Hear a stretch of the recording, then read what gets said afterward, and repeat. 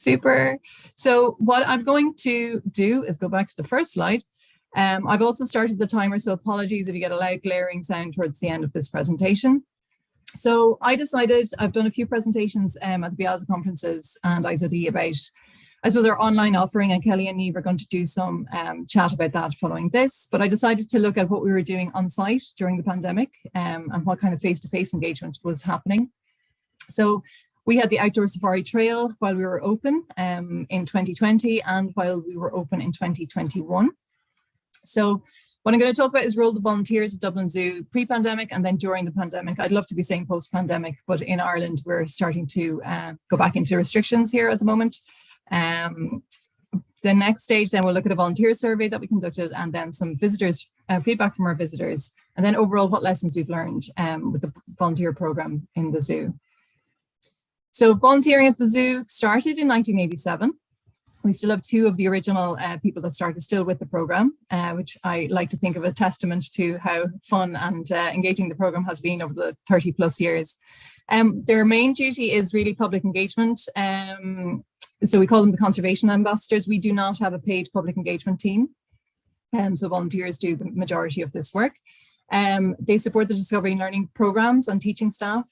They run event activities such as animal themed weekends, sustainability weekends, for example, in the normal year.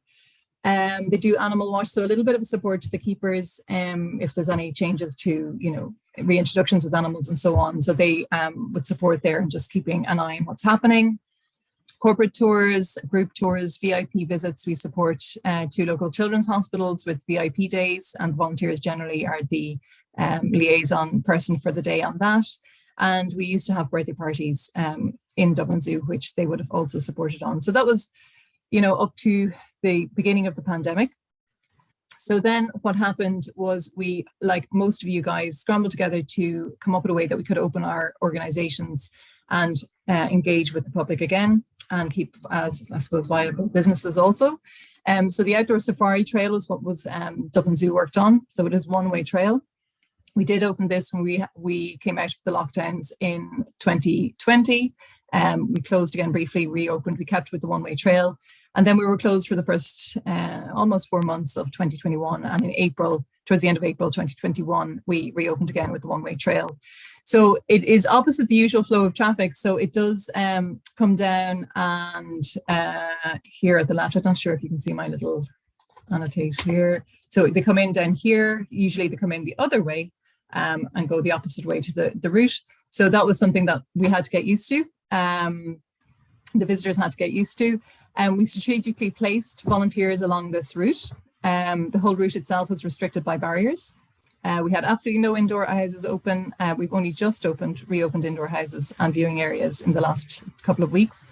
And then, as I said, those hotspots designated for volunteers to support only with wayfinding. So we're quite really limited the work that they do in terms of kind of, I suppose, not to say what they were allowed to do, but it was very much to remind people it's really wayfinding support. And obviously as well, we had to be very careful about not drawing crowds of people together. So for that reason, we kept away from doing any event-based activity or bringing out props and so on. So they were located at pinch points. So we had a pinch point coming up to where our elephants were, and they were just there to request people to take their time if the area ahead was crowded. And we were not requiring volunteers, obviously, to do any kind of security measures or be the COVID police. So they were not required to enforce social distancing or mask wearing during this time. So, slow here, the PC. So what we had to do is supposed to re-engage volunteers. The program did go into a lockdown itself, and we kept the engagement. So I know my volunteer coordinator here, Noreen Fitzsimons, is online. She's been working. She had to work to keep everybody engaged remotely, and we were doing a lot of online activities and emails and other things to keep people engaged. But to re-engage people to come on site, we returned the people who were outside all of the at-risk categories.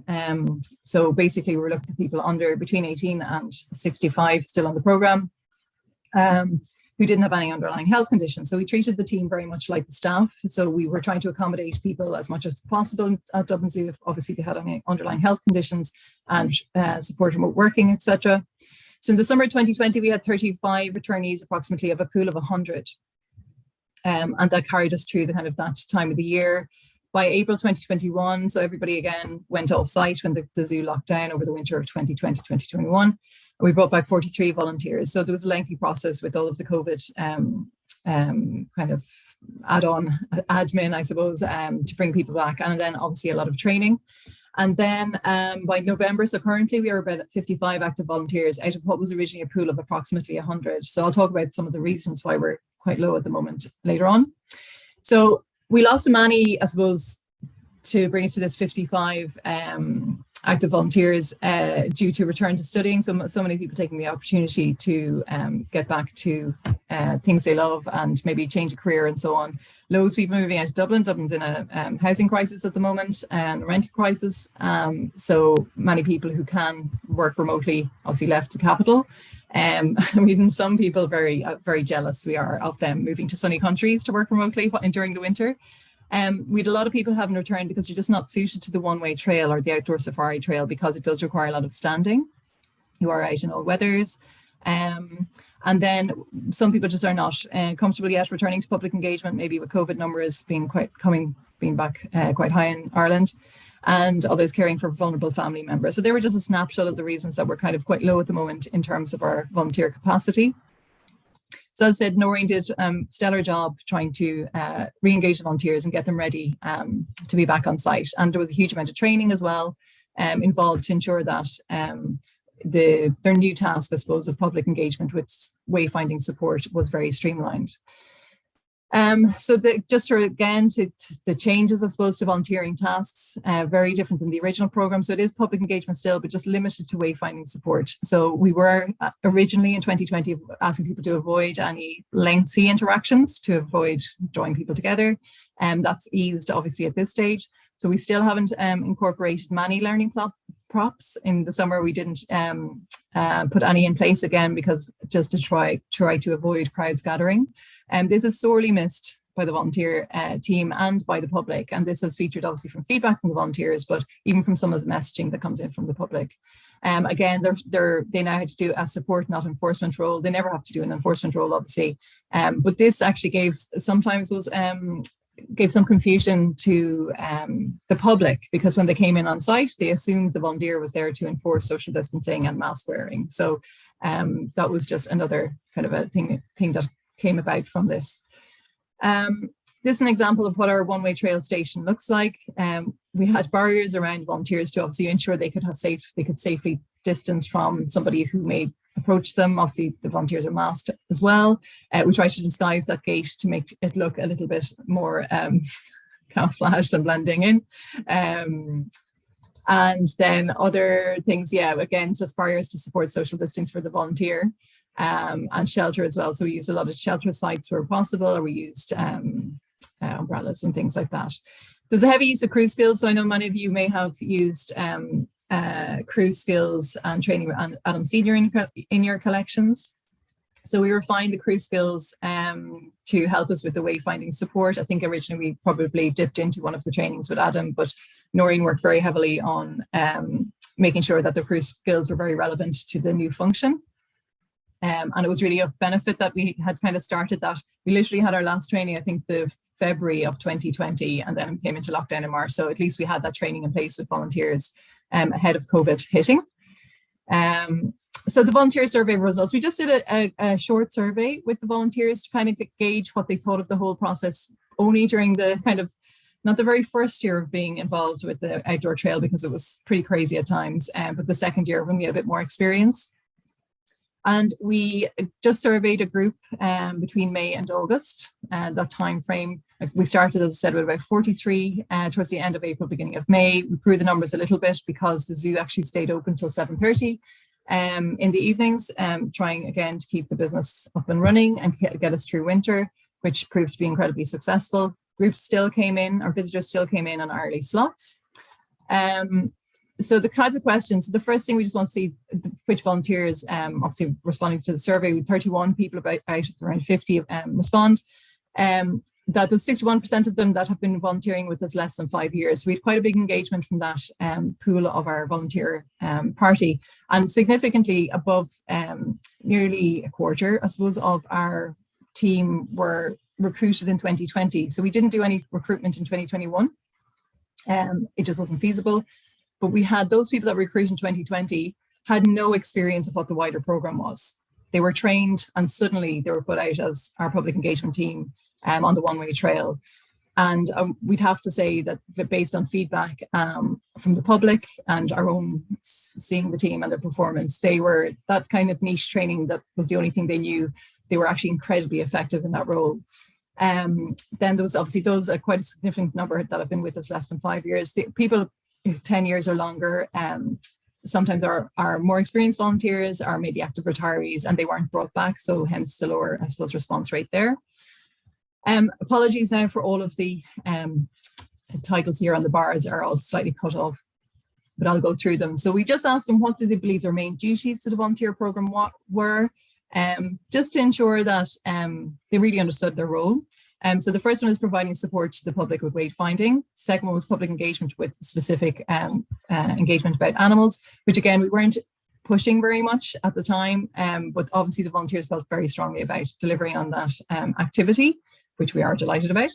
Supporting educators, so there was some volunteers did support with classes to help with orchestration because we were trying to move classes around a one-way trail with the public at the same time, so it needed support. With special visit support happening, requesting volunteers to not feed animals. Unfortunately, that was a big feature of what happened when we reopened, so we did need to designate some volunteers to that. Animal watch a few times, enforcing social distancing. So even though we were telling them you don't need to do that, that's not your duty, I suppose they felt the onus on having to remind people, which was quite an interesting outcome of that. And then reminding people to wear masks. The others, when I check the results there, are very similar to providing wayfinding support. The things they're looking forward to most when they return. So it's quite interesting that the biggest responses are all around, obviously, back to talking about conservation and animals. So species-specific public engagement is the first one. So they cannot wait to get back to that with learning props, with touch tables and so on. The next one we can see is biocard facilitation. So that's, we had this really beautiful kind of public engagement cart, which is based around the African savanna animals. And it's in a beautiful, perfectly located position up in the African savanna in Dublin Zoo, and it's sorely missed. It wasn't one of the stations that we used heavily. Towards the end of the summer, we had used it a little bit. Visitor events that are animal themed weekends, they create all the content, the games, the engagement activities for those events, and they really invest heavily and they really produce amazing quality of materials for those activities with amazing support from Noreen on that. So you can just see that they cannot wait to get back to their function of being the conservation ambassador and actually feeling that they have a role to play in the greater mission of Dublin Zoo. All of the other activities are more the supporting roles to maybe another staff member. So their ownership of what they do, they're really missing that aspect. So that is a learning that we need to take from this and really look to how we can reinstate that safely going forward. Visitor feedback. So the whole inspiration for this, even talking about this, was we've done a lot of talk about online activities in Dublin Zoo because we've done quite a huge amount of it through the various lockdowns and even when we were open, and it's been really successful. But one of the things we did visitor feedback, which was solely looking at how people traveled to the zoo, how safe they felt in the zoo. Would they recommend the zoo to their friends? There was nothing to do with anything to do with staff or volunteers. And what we kept finding was when there was any commentary to be had, the most comments were from people talking about the volunteers. The positive responses were linked to either a volunteer interaction or a staff interaction. So some of the really nice things, I'll be very quick about this, I'm conscious of time. So I did want to mention one of the volunteers, Jasmine, who took the time to stop and talk to us, particularly my nephew, who really appreciated the conversation and learning so much. The team were amazing. We had our best trip yet to the zoo. So again, really enjoyed the experience. I'd like to see more volunteers if possible. We met one who told us all about the history of the Asian elephants, which was great. If I could pass my compliments on to Charlotte at the elephant enclosure for her knowledge of the animals, it really made the zoo experience more enjoyable, being able to ask questions and interact with enthusiastic volunteer and so on. Oh, that's my very loud timer going. I'll be very quick. Let's speed through this. One of the really nice ones, this is one of our new 2020 recruits. There was a volunteer called Jasmine with whom we crossed paths a few times, and she could not have been any more pleasant. She stopped to tell the children some detailed stories about the animals, and it really made our day. I'd love for this message to get back to her. We really appreciate the effort. It made all the difference. So my point being in all this, we really need to get back to that face-to-face engagement. It has notable impact on the visitor experience, but it can be the only learning opportunity when people come to the zoo. It is unfortunately seen as just a day trip out. People may not be that interested in animals. There was nothing else open in the country, but we need to really look at those engagement moments and see how can we improve the learning and our conservation messaging. For the sustainability of the volunteer program, more learning engagement required to keep our team with us. We have amazingly skilled people. And then difficult to maintain volunteer engagement for July and August. There was a burnout without the lack of variety. So that was another big lesson learned. And then finally, on reflection, Noreen and I have been doing a bit of reflection over the last while of where we're going next. So we need time to rebuild the volunteer public engagement program, which we're doing this winter. We need to refine our conservation messaging and learning opportunities with tailored training. So that's something that we need to look to when we start recruiting new people and when we re-engage the remainder of the team. And then we need to get back to the volunteers, to the activities the volunteers enjoy to ensure we retain our team. And finally, we need to recruit more volunteers. So we're in that big process at the moment.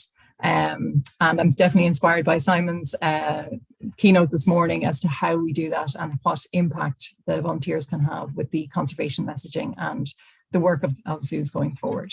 And that is it from me.